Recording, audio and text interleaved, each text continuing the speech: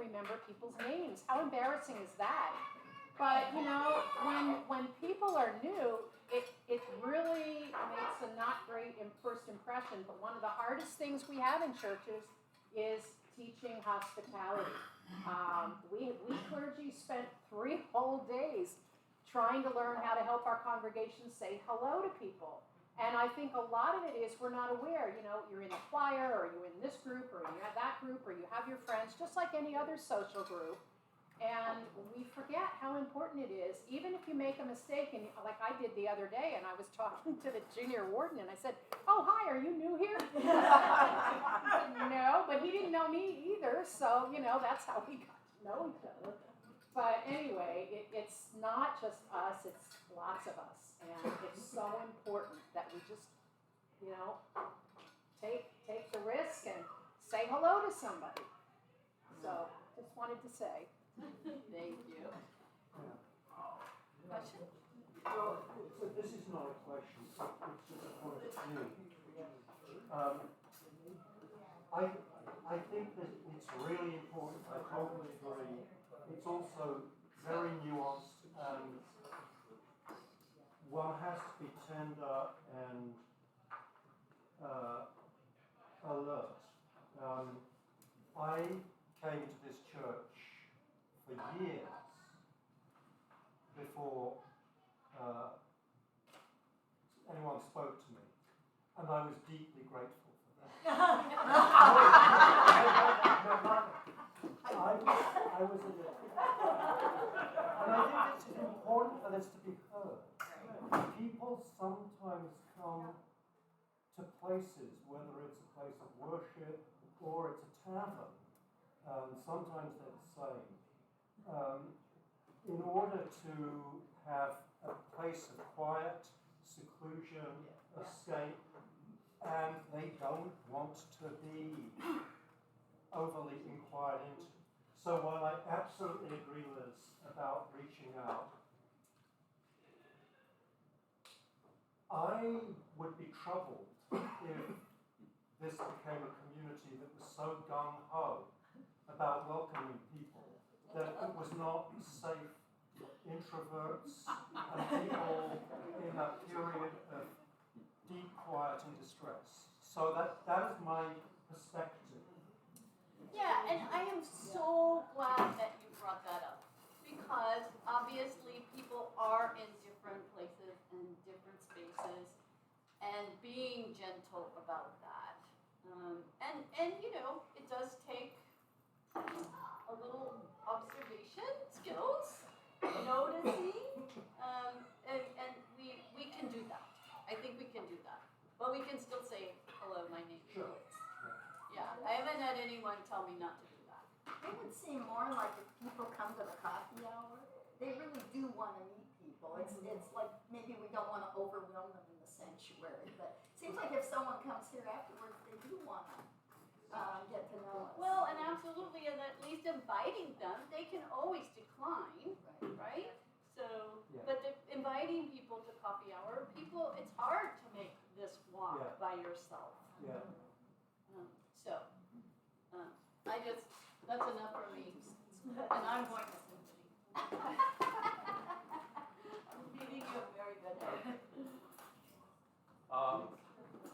Just let me give you a quick update on what the safety committee is doing. Among other things, the lock on the 17th Street breezeway door is being repaired. David Waldo has arranged for that. But what we're going to try and do is get the locksmith that is taking care of that to kind of do a walk around with us. We recognize that money is not unlimited, but our focus is going to be on setting priorities and working with the Buildings and Grounds Committee to strengthen the locks, strengthen the access, both, which is a question of both hardware and also procedures. So we're working on recommendations for that.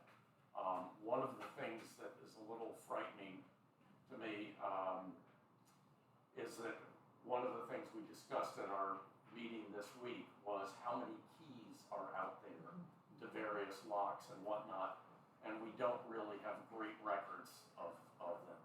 So that's something that we're going to be addressing as well. I was remembering, Sibby and I had gone to a very small church in the Mid-Hudson Valley of New York State, and the joke around the church was if you got to the church and you forgot your key, just ask the first person you saw walking by, because they probably had a key to the church. We changed that, so it's not an uncommon thing, but that is something that we're working on. This morning I want to spend a few minutes on de-escalation techniques. And what do we mean by de-escalation? Basically, diffusing a situation. You're confronted with somebody who's perhaps not acting totally rationally, is angry, upset about something or whatever. So what do? How do you diffuse that? The objective is to make sure everybody goes home that day intact and unhurt. You're looking for a nonviolent solution. Now, the other thing before I begin, I spent 3 years in law school, so I know that you have to begin with a disclaimer. I'm not a social worker, and I don't have particular expertise in this area. Both Liz and I have been through the Portland Street Response Team de-escalation training, which was very good. We'd hoped to schedule another session here next month. Unfortunately, the person who does the presentation is leaving and going, and I'm not sure where she's going, but she's leaving for another job. So they've kind of put the program on hold, not the street response, but the de-escalation training, until they have another resource for that. So we'll try to reschedule that when we can. So what I'm gonna talk about today is based on that and a bunch of online research. And what I tried to do was pull together some of the common threads, the things that were in that I learned or that we learned in the street response de-escalation training, and in common threads from other online presentations on de-escalation. So I'll try and keep this brief and see if this works. Yes, it does. I don't know if everybody can read this, probably not, so I'll read it. The situation, you're confronted with a person who's very upset or disruptive or making threats. What's really going on? You have to assume that the person is in crisis, possibly made more intense because of substance abuse or mental health issues. The trigger may be problems with finances or employment, a personal loss, medical problems, or past trauma. Whatever the cause, the person's crisis is very real to them and exceeds their current coping mechanisms and resources. Their capacity for reason is diminished, and emotions may be driving their thinking and actions. That's something that you have to remember at all times. So what do? Safety is your first priority. If the person has a weapon or is physically threatening you or someone else, or is too hostile or fearful or unstable or intoxicated to respond, leave the immediate area if you can safely do so, and call 911. 911 in the city of Portland, you can request a crisis response team or the police. The operator will ask you some questions and they'll determine what is the best response. And an important thing to remember is even if the threat doesn't appear to be immediate, things can change very, very quickly. So keep that in mind. In terms of being prepared, should respond in pairs more if possible. There is safety in numbers. Survey the scene for weapons or objects that could be used as weapons. Remove remove objects that could be used as weapons, give the person space. We've all had a lot of good training during COVID of keeping 6 feet apart. That's kind of a minimum. Don't get in the person's space. Know your exits, don't get cornered.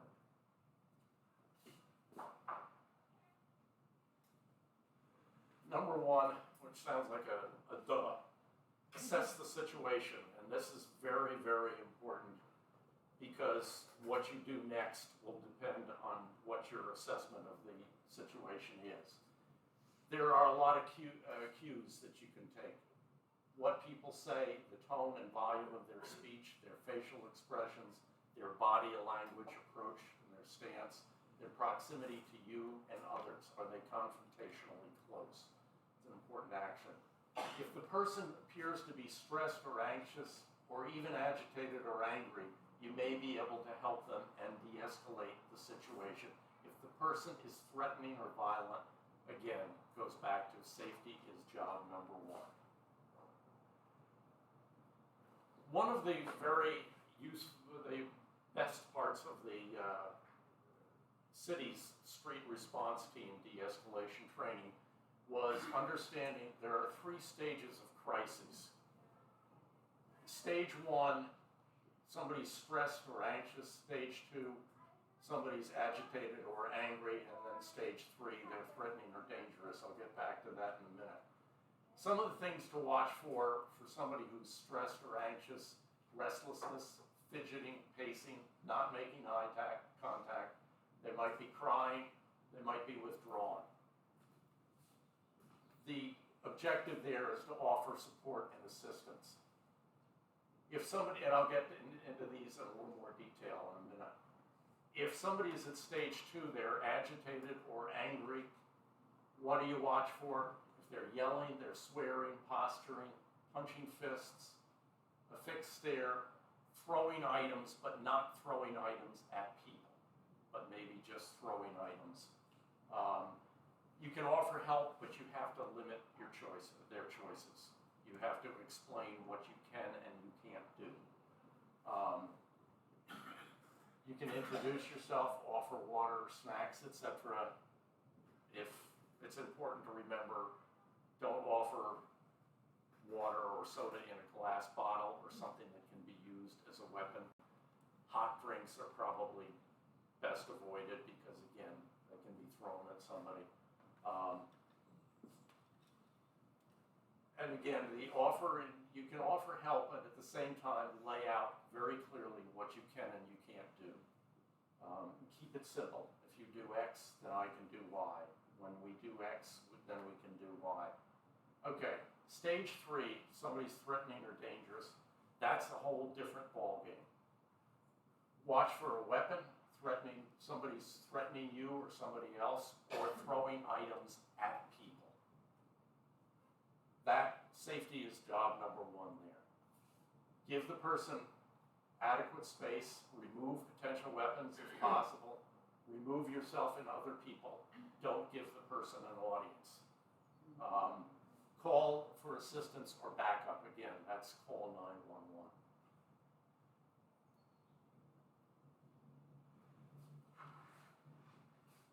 So when you're dealing with somebody who is in stage 1 or stage 2 level of crisis, somebody who's stressed or tense or agitated or angry, your first goal is to stay calm.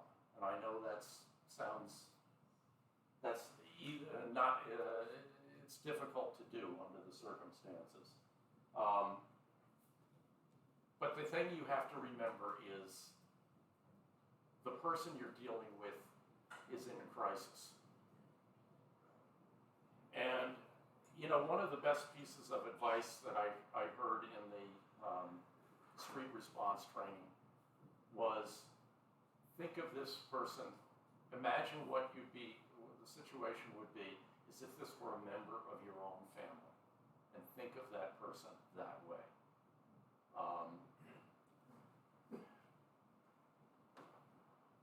The person is probably not making rational decisions. Emotions are probably driving their actions and their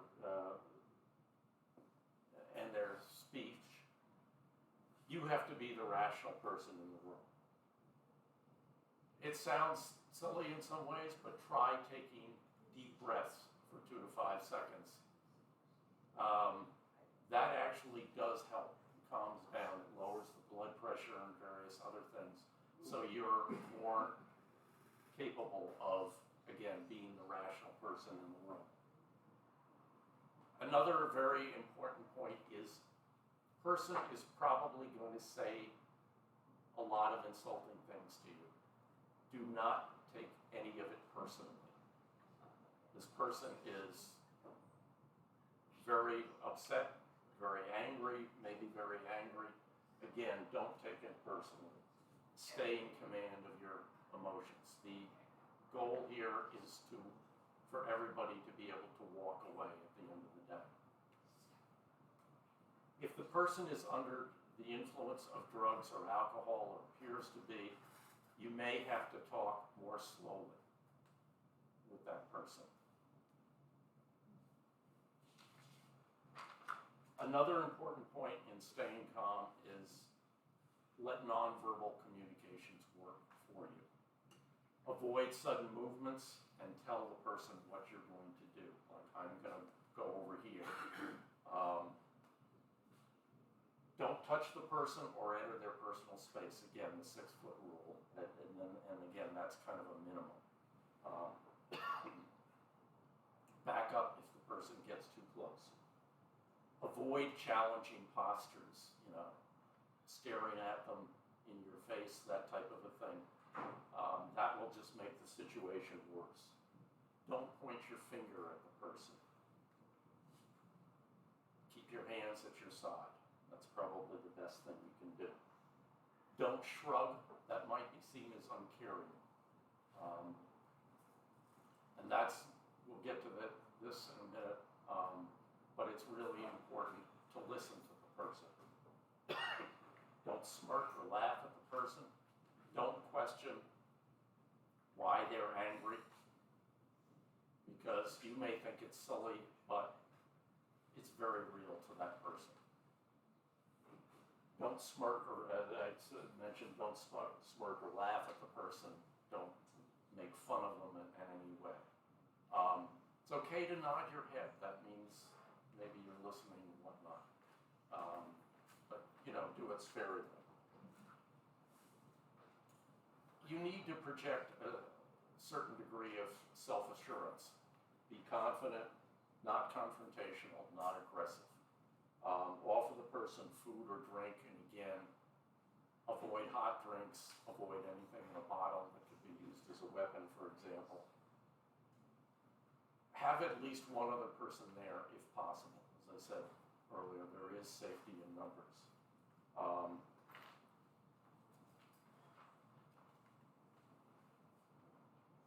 Step 2 is to engage and empathize with the person, and this is where listening comes in. Your goal is to listen and understand the person. It doesn't mean you necessarily have to agree with the person, but listen and understand. Introduce yourself. Tell them your name. Ask if you can help.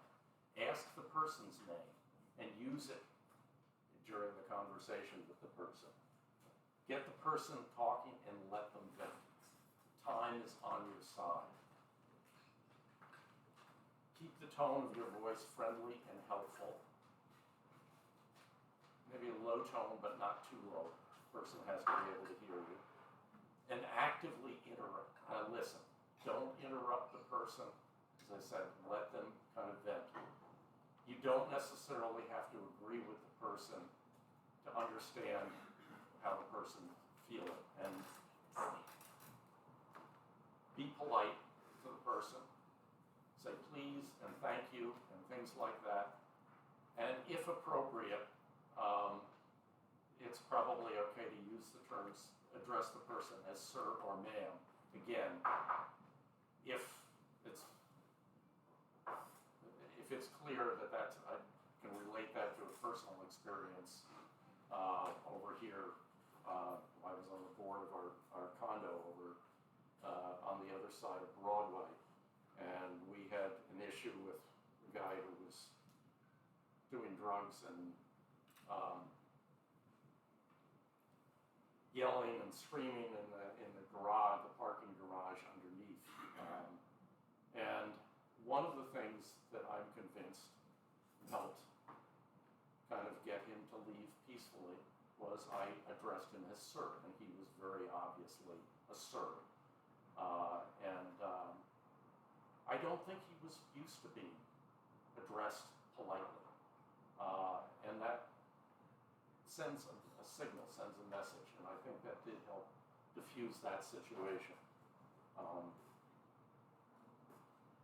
And again, don't question the person's view of the situation, because again, it's very, very serious to them.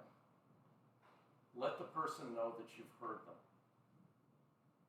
And that can be as simple as saying, let me make sure I understand, or something like that. Or it seems to me that you're saying this, that, and the other thing. You can understand without necessarily agreeing. I mean, you can say, I understand how you could feel that way. Something of that, to that effect. Don't say, I know how you feel. You probably don't know how that person feels, and it just kind of belittles their problems. Don't say things aren't that bad. They seem really bad to that person. Don't argue with the person. Don't criticize or threaten the person. I mean, that's sort of the fight or flight mechanism is, you know, if the fight kicks in, you may want to challenge the person. It's not a good idea.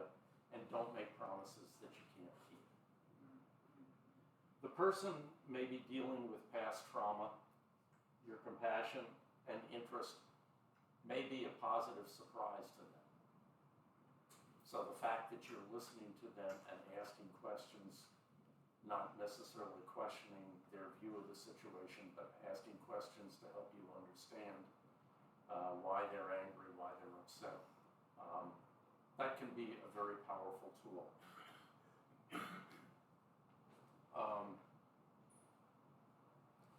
The other thing you can do is that you can offer to help the person and not just, can I get you a snack or can I get you a glass of, you know, water or something like that.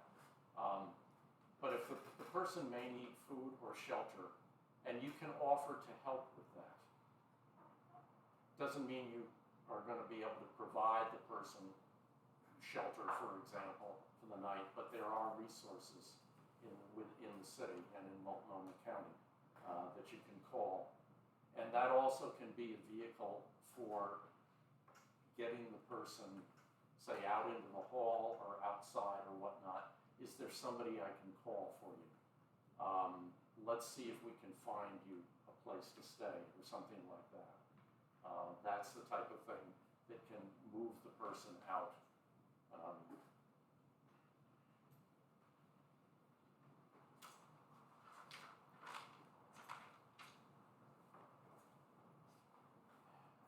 Third goal is to open doors to a nonviolent solution.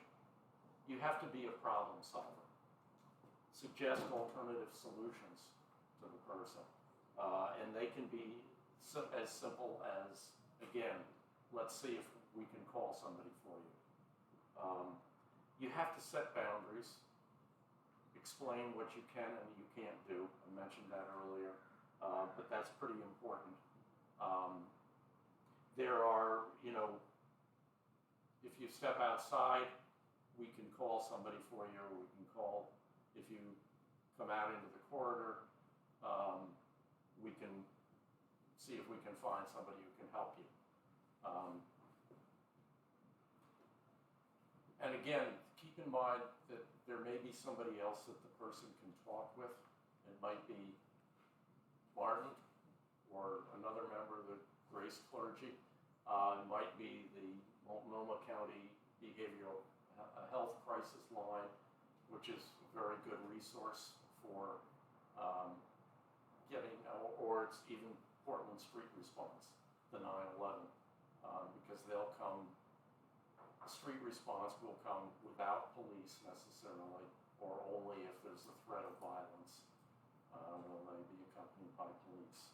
And they can help the person and talk them down. So.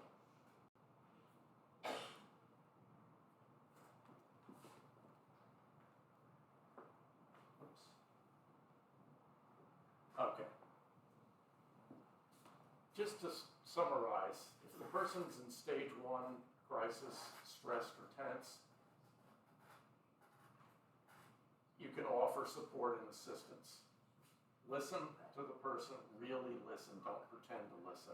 Empathize, what if the person were a member of your own family? Again, I think that's probably a great rule of thumb. Suggest open doors to alternative nonviolent solutions. If the person's in stage 2 crisis, angry or agitated, you still can offer assistance, but again, it has to be within bounds. Again, listen, empathize, what if the person were a member of your own family, but set limits. Lay out what you can and you can't do. Offer if then or when then choices to the person.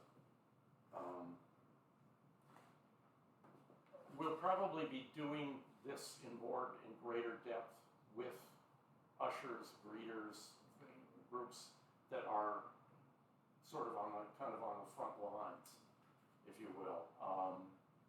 But we just wanted to give you a quick overview of this because it's something you may be able to use in daily life. And if I had to summarize it again, I'd say just A, keep calm.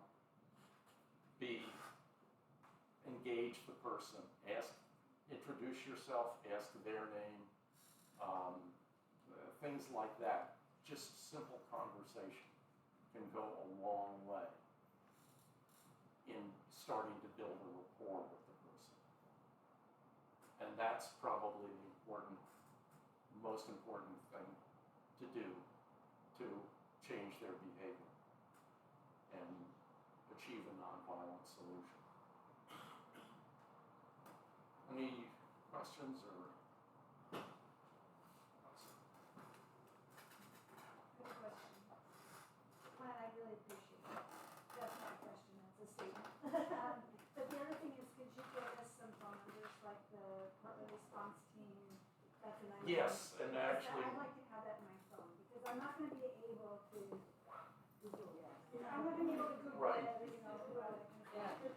No, actually, that's an excellent question, and I didn't write them down. They are, do you remember, I don't know if you have a copy of that sheet that we gave out, a couple of months ago, what to do, with gas leaks, things like that, but there were several numbers on there. I don't know if we still have, pardon me? Is that the Grace website? I don't know if it's on the Grace website or not. It is. Could it go in the email? No, we can put it on the website. Maybe we make some little business cards. Yeah. And I'll run off more copies of them, because there were several, some of them are like 311, 211, the non-crisis. 911 is probably the most important number to remember. Did you publish that in email? Yeah, we can do that, so that's good question. But again, let me reiterate something about 911. That doesn't necessarily mean that there's going to be a police response. The 911 is also access to the Portland Street Response Team, and they've had a pretty good track record of non-violently diffusing situations. And again, there are trained operators. When you call 911, they will ask a series of questions about the situation, and they'll decide whether to dispatch the street response team or the police. And if there's any threat of violence or whatever, it's probably going to be the police. But if somebody is not behaving violently, if they just seem agitated or very, very confused or whatever, they'll probably dispatch the street response team.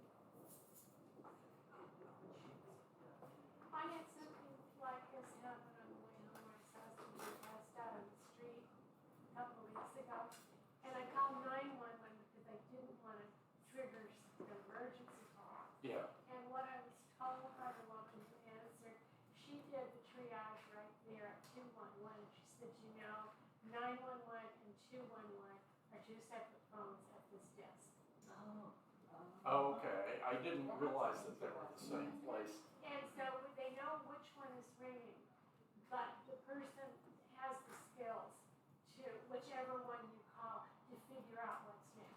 Yeah, because 211 is a good resource because they can connect you. They have lists that are reasonably up to date of support services in the neighborhood. I mean, literally mental health lines and whatnot, that type of thing. But also, if somebody's looking for shelter, needs a place to crash for the night, 211 is actually a pretty good resource. 311 is the city's helpline. The downside of 311 is that the hours are limited, and two, it's a guide to city services. It's not just not-for-profits, private sector services that might be available. And 211 is probably a better resource for that. There's also, and this number, and we'll get these on the website and put out in Grace Notes, the Multnomah County Behavioral Health Commission, or I think that's the name of it. But it's a 306. No, it's not a 306. It's a 503 number. But that's actually, they are pretty good too.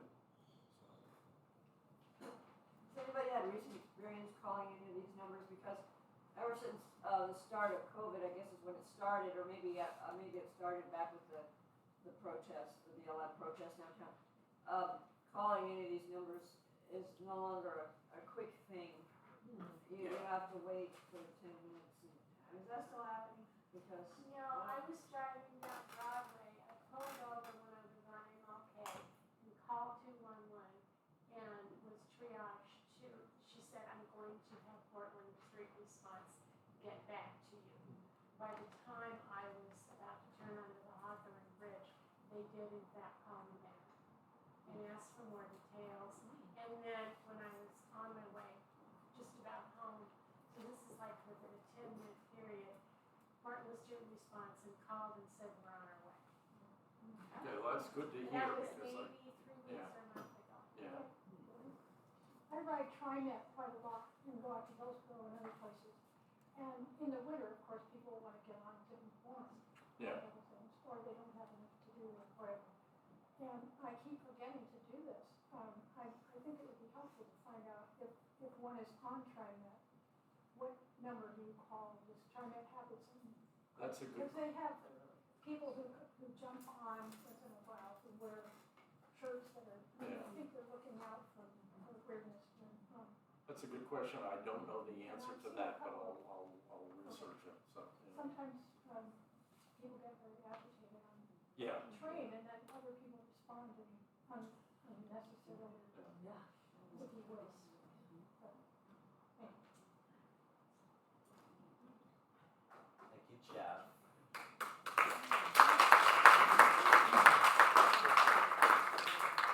Thank you, Evelyn, for rescuing this, because I wouldn't have been able to project this because I just had my Mac and I forgot to bring the cable. That's my main one, so.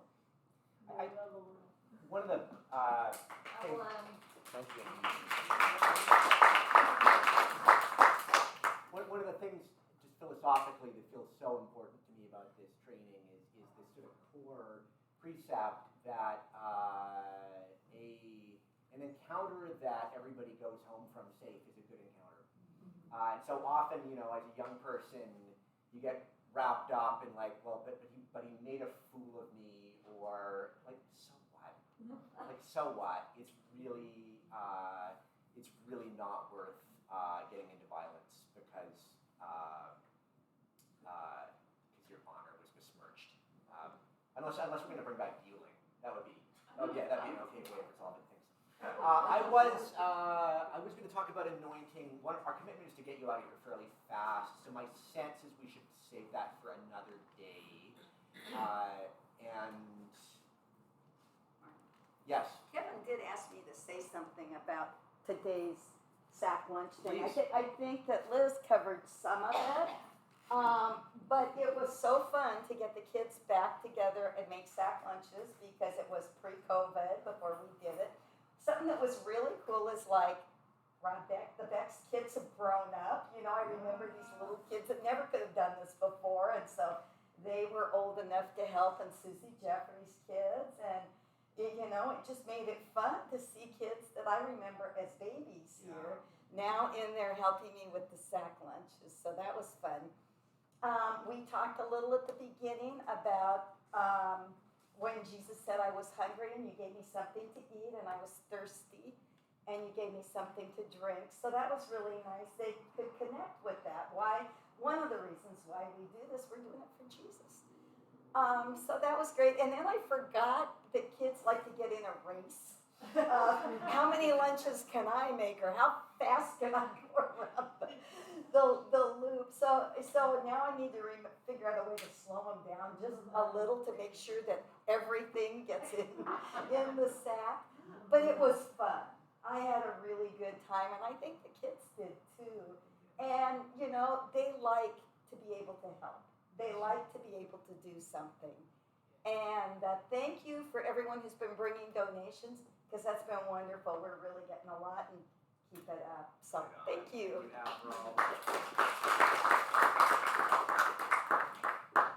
We'd be glad to have your help putting away chairs and tables. Next week there'll be a sexton or a building steward to jump in this. But And don't forget to sign up for reading next Sunday. Quite right. Or you can do it online. Either one, but you Quite can right. let them know. Thank you, So we Sue. found a Fish, steward. salad, or We've hired a steward. Yeah. Go in peace to love and serve.